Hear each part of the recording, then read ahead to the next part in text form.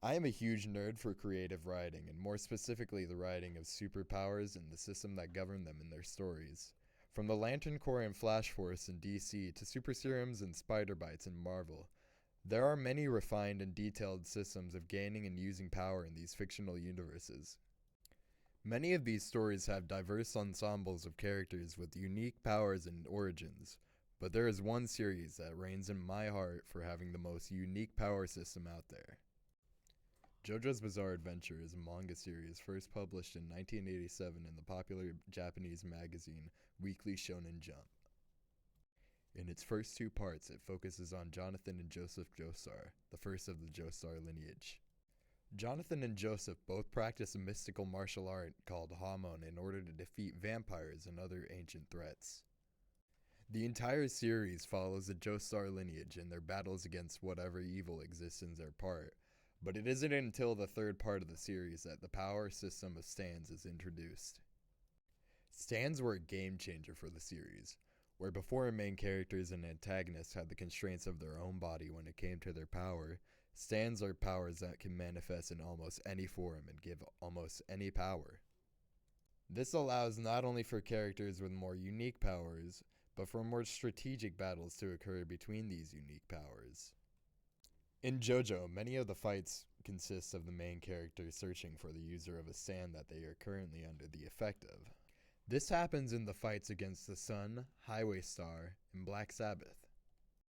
These fights create tension by slowly revealing the power of the antagonists to both the viewer and the protagonist, and allowing the protagonists to use their own power resourcefully to find a weakness and defeat their opponent. The diverse system of stands allows Hirohiko Araki to give his characters not only supernatural abilities, but oftentimes a second body too.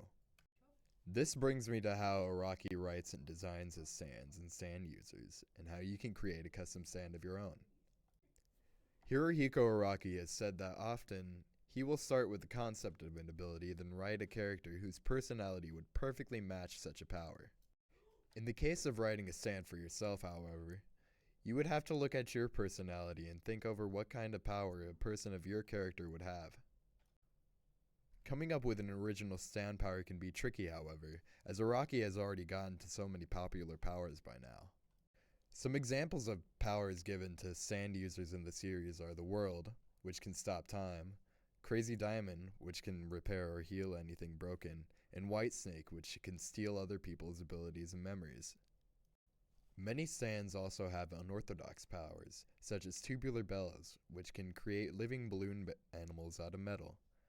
Don't be afraid to think outside of the box with your power, as many of the best fights in JoJo happen when the protagonist fights an obscure, hard to understand ability.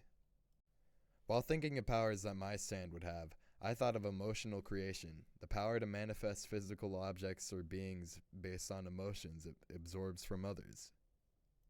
While looking for a power, also think of the constraints or weaknesses it would have, as many stands or their users tend to have one or two. Next is the name of the stand. In Part 3, all of the stands are named after tarot cards, but from Part 4 onwards, Araki decided to start naming his abilities after Western songs and bands. Some of the most popular examples are Notorious B.I.G., Purple Haze, Killer Queen, and Dirty Deeds Done Dirt Cheap. When choosing a name for your stand, think of a song that fits either you or your power thematically. For my stand's name, I've chosen Love Voodoo by Duran Duran. I thought it fit perfectly with the power I had chosen previously due to its themes of emotions. The final step of creating a stand is the actual design of the ability. Stand forms seem to be affected mainly by the user and the ability they give. Many stands come in the form of humanoid ghost-like entities that are used to physically interact with the environment, while other stands take the form of objects, colonies of smaller beings, suits of armor, or just an invisible field of supernatural phenomenon.